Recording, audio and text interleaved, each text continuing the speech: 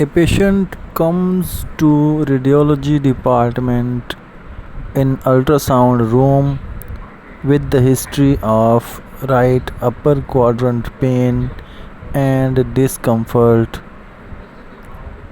In 2 to 3 months history, patient also lose weight.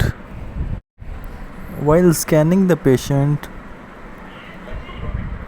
we can see in segment 6 of right lobe of liver a mixed echogenic lesion,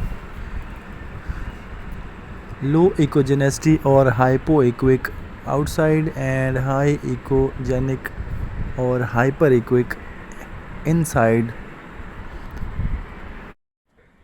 This is hepatocellular carcinoma of the liver.